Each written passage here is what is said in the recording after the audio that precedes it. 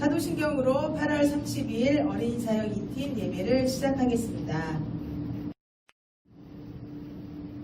전능하사 천지를 만드신 하나님 아버지를 내가 믿사오며 그 외아들 우리 주 예수 그리스도를 믿사오니 이는 성령으로 잉태하사 동정녀 마리아에게 나시고 본디오 빌라도에게 고난을 받으사 십자가에 못 박혀 죽으시고 장사한 지 사흘 만에 죽은 자 가운데서 다시 살아나시며 하늘에 오르사 전능하신 하나님 우편에 앉아 계시다가 저리로서 산자와 죽은 자를 심판하러 오시리라.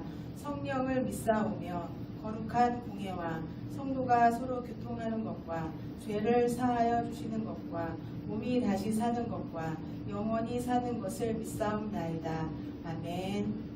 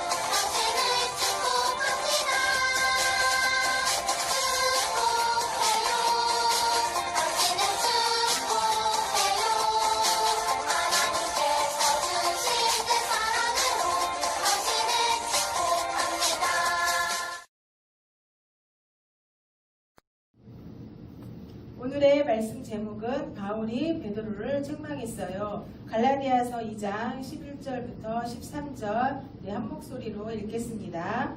게바가 안디옥에 이르렀을 때에 책망할 일이 있기로 내가 저를 면책하였노라.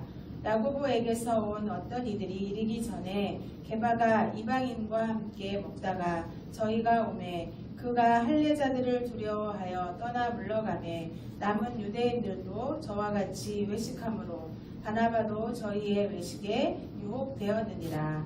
아멘.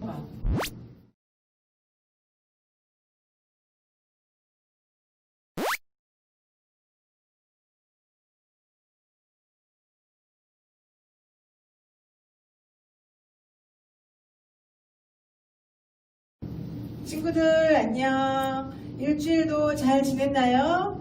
온라인 개학을 한 친구들도 있을 거예요. 9월 11일까지 모든 수업을 온라인으로 한다고 했는데 또 소식을 들으니 9월 18일까지 연기되었다는 이야기도 있네요. 학교에 가지 못하고 집에서 수업 듣고 하나님께 예배드리는 것도 교회에 나오지 못하고 집에서 예배드리는 친구들, 아마 코로나가 우리의 모든 일상을 바꾸어 놓은 것 같아요. 그럼에도 불구하고 우리는 이 시간들을 하나님과 동행하며 또 하나님이 역사하시는 것들을 볼 수 있는 그런 귀한 시간이 되었으면 좋겠습니다. 전도사님이 한 가지 질문할게요. 친구들은 언제 가장 행복하세요? 아마 게임할 때요 라고 대답한 친구 있을 거예요. 그쵸? 친구들은 아마 게임할 때가 가장 행복하다고 생각할지도 모르겠네요. 전도사님이 생각할 때는 맛있는 음식을 먹을 때 행복하지 않나 생각해 봅니다. 맛있는 음식을 나 혼자 먹을 때가 아니라 내가 사랑하는 사람과 또 아니면 가족과 함께 맛있는 음식을 먹을 때 가장 행복함을 느끼지 않을까 생각해 봅니다. 코로나 기간 동안 가족들과 함께 맛있는 음식을 매일매일 먹는 우리 친구들 됐으면 좋겠어요. 오늘 우리가 살펴볼 말씀도 바로 먹는 것 때문에 혼이 난 사람이 있습니다. 그 사람은 바로 사도 베드로입니다. 베드로가 왜 먹는 것 때문에 혼이 나는지 함께 살펴보려고 합니다. 전도사님이 사도행전 10장 이야기할 때 고넬료와 베드로가 만났잖아요. 그때 이야기해 준 게 있었어요. 유대인들이 이방인들을 어떻게 생각하는지 혹시 기억나나요? 유대인들은 이방인들을 별로 좋아하지 않았어요. 그 이유는 하나님이 유대인들을 자기들만 사랑하고 이방인들에게는 관심이 없다고 생각했기 때문이에요. 그래서 유대인들은 이방인들 또는 율법을 지키지 않는 유대인들에게는 유대인들과의 관계에서 집에 초대하지도 않았고 또 초대받아 가지도 않았어요. 또 유대인들은 이방인들과 만나지도 않고 접촉도 하지 않고 결국은 하나님한테 사랑받지 못한다고 생각해서 유대인들은 이방인들을 업신 여기고 무시했던 거예요. 그것이 깨지게 된 계기가 바로 고넬료와 베드로의 만남이었지요.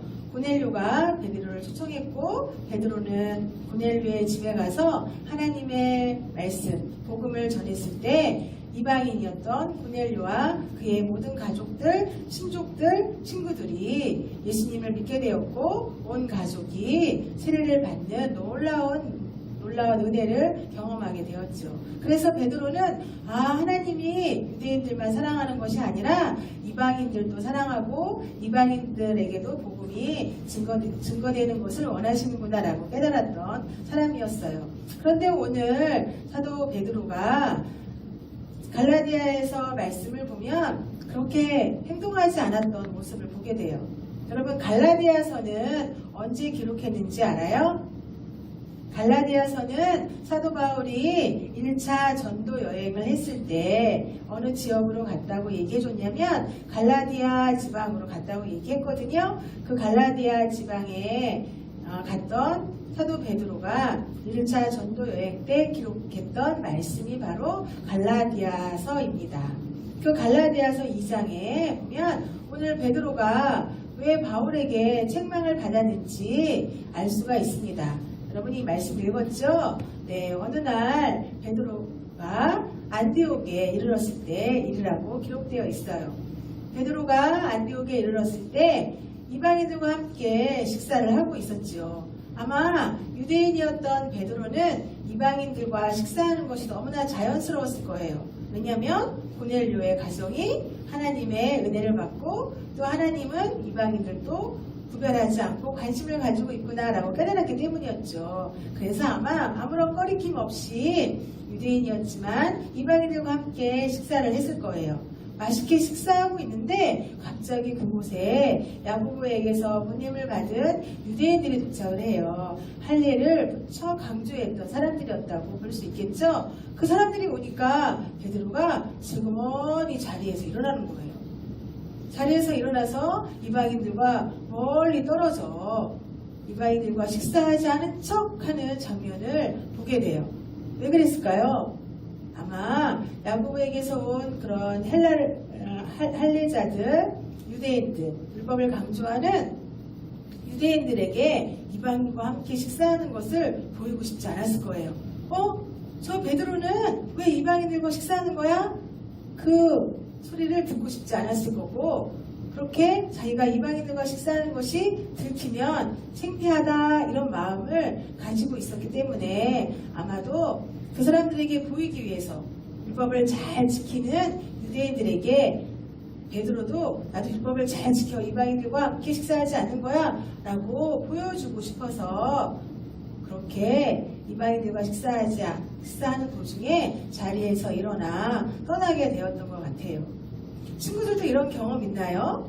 혹시 학교 급식 시간을 한번 생각해 보세요. 지금은 학교에 가지 않고 급식을 먹을 수도 없지만 급식 먹을 때 나는 하나님 믿는 사람이야. 그러니까 하나님께 감사 기도를 하고 식사를 해야지 하고 고개 숙여 하나님께 감사기도 하고 급식을 맛있게 먹은 친구들 있나요? 그렇지 않은 친구들도 많을 거예요. 내가 예수님 믿는 것을 다른 친구들이 알게 될까봐 기도하지 않을 수도 있고, 또 내가 예수님 믿는 거 친구들이 알면 어떡하지? 친구들이 나를 너는 밥 먹을 때 기도하니? 라는 말을 그렇게 놀리는 친구들이 혹시 있을까봐 친구들도 어쩌면 밥 먹을 때 많은 사람들 앞에서 기도하지 않고 그냥 밥을 먹지 않았나. 그 생각을 해보면 베드로의 행동을 이해할 수 있을 것 같아요. 아마 베드로는 유대인이었기 때문에 이방인과 식사하는 것을 다른 유대인들이 보는 것을 원치 않았을지도 모르겠습니다. 그 모습을 보고 바울이 책망을 했던 거예요. 바울은 하나님은 우리가 믿는 것이 어떤 율법을 지켜서 우리의 행위로 하나님 앞에 나간다는 것을 이야기하지 않았어요. 하나님은 우리가 율법이 아니라 예수 그리스도를 믿음으로 구원받고 하나님의 자녀가 된다는 것을 분명하게 이야기하거든요. 베드로를 책망한 이유는 베드로 혼자만의 문제가 아니라 베드로와 함께 식사했던 다른 유대인들도 그 자리를 떠나게 되었다는 것이죠. 베드로의 행동을 보고 다른 사람들이 영향을 받은 거예요. 유대인들만 영향을 받은 게 아니라 믿음이 좋았다고 생각하는 바나바까지도 그 자리를 떠나게 돼서 외식했다. 그렇게 행동을 하지 않은 척 했다는 것이지요. 우리의 한 사람의 믿음이 다른 사람들에게 중요한 역할을 줄 때가 있어요. 내 믿음의 잘못된 믿음의 행위로 다른 사람들이 하나님 앞에 나오지 못하게 할 수도 있으니까요. 우리 친구들은 어쩌면 그동안 교회에 열심히 나와서 예배드리고 찬양하고 기도하는 모습 가운데 나는 어쩌면 믿음이 좋아 매 주일마다 교회 가니까 라고 착각하며 살았을지도 모르겠어요. 코로나 기간 동안 교회 가지 않으니까 집에서 말씀 볼 필요도 없고 집에서 기도할 필요도 없고 하나님을 찬양할 필요도 없지 라고 생각하며 하루하루를 보내고 있을지도 모르겠어요. 왜냐하면 주일날 교회 가서 예배 드리면 되지 라는 생각을 하기도 했을지 모르니까요. 그런데 하나님은 어디 하나 계시는 분이세요. 우리가 하나님을 사람에게 보이기 위해서 하나님을 믿는 게 아니에요. 하나님은 우리의 마음을 보시고 우리의 중심을 보시는 분이기 때문에 우리가 어디에 있든지 하나님과 함께하고 하나님 말씀 듣고 하나님 기도하고 하나님을 찬양하는 삶을 살아야 하거든요. 그렇게 진짜 믿음을 보일 때가 지금이 아닐까 생각을 해봅니다. 함께 만나서 예배 드리지는 못하지만 내가 가정에서 함께 기도하고 찬양하고 말씀 보는 그런 훈련을 하는 귀한 시간이 되었으면 좋겠어요. 그래서 어느 상황에서든지 하나님을 만나는 사람에게 보이기 위한 믿음이 아니라 하나님께 보이기 위한 진정한 예배를 드리고 하나님께 믿음 생활을 하는 그런 친구들이 되었으면 좋겠습니다.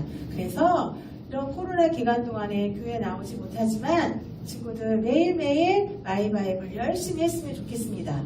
마이바이블 열심히 하면 말씀도 읽고 기도하는 시간도 있고 말씀 암송하는 시간도 있습니다. 그 시간을 많이 하는, 그래서 내가 어디에 있든지 하나님을 하나님께 믿음 생활하고 예배드리고 기도하는, 그래서 하나님께 칭찬받는 사람에게 보이게 한 게 아니라 하나님께 나아가는 내 마음의 진심을 담아 하나님께 예배드리는 그런 친구들 되어서 하나님께 칭찬을 많이 받는 우리 모든 초등부 친구들 됐으면 좋겠습니다. 그렇게 되기를 간절히 소망해 봅니다. 같이 기도할게요.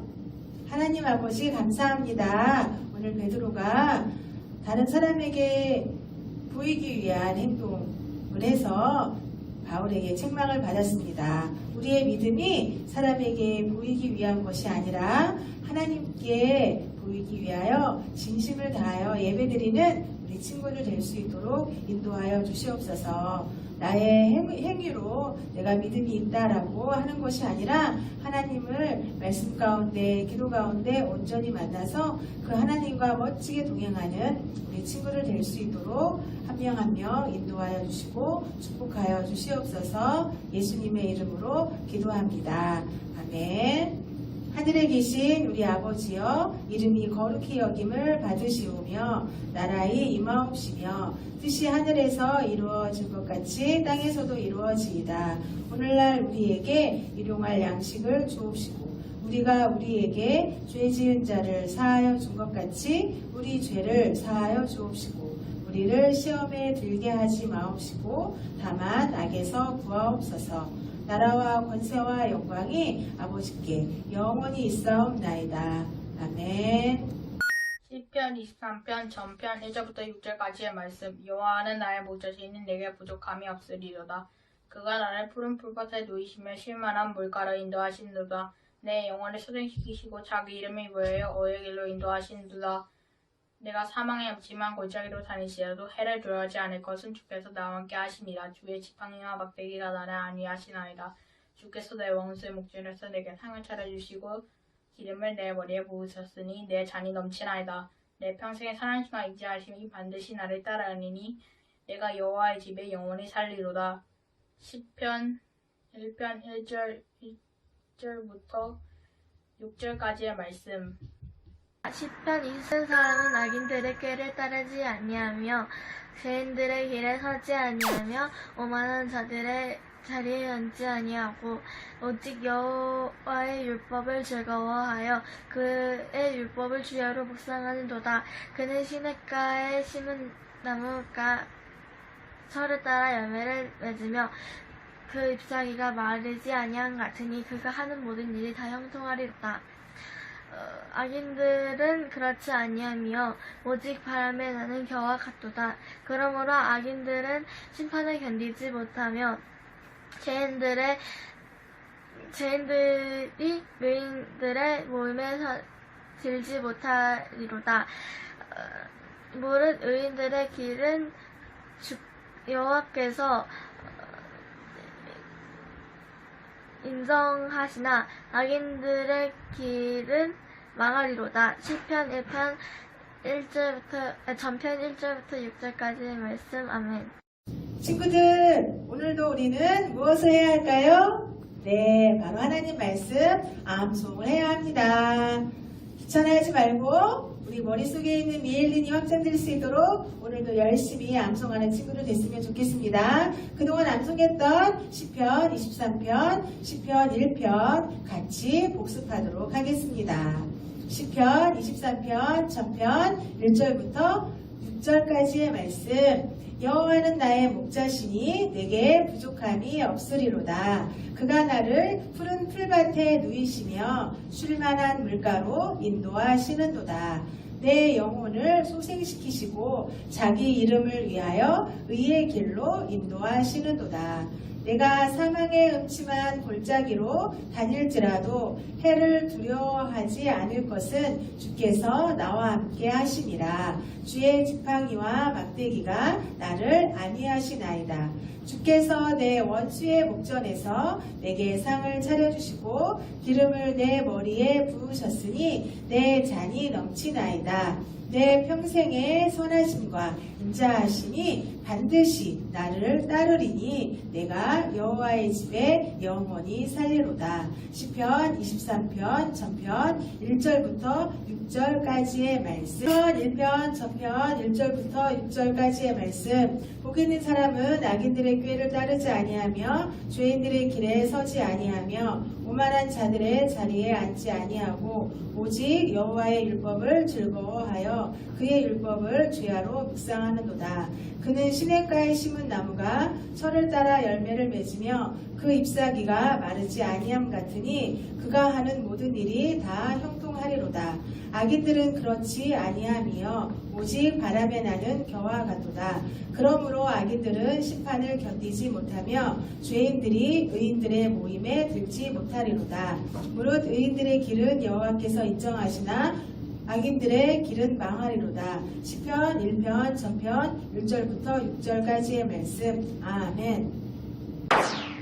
친구들, 오늘부터는 시편 100편을 암송합니다. 시편 100편 1절 우리 다 같이 말씀 암송할 건데 우리 몇 번씩 읽었죠? 네, 3번씩 읽었어요. 오늘도 동일하게 3번 읽겠습니다. 시작. 온 땅이여 여호와께 즐거운 찬송을 부를지어다. 온 땅이여 여호와께 즐거운 찬송을 부를지어다. 온 땅이여 여호와께 즐거운 찬송을 부를지어다. 시편 100편 1절 말씀. 아멘. 잘했습니다. 친구들 일주일 동안 열심히 시편 100편 1절 암송 복습하고 또 복습하기 바랍니다. 복습하고 암송한 친구들은 동영상을 찍어 담임 선생님 또는 저에게 보내주세요. 그럼 다음 주에 다시 만나요. 안녕.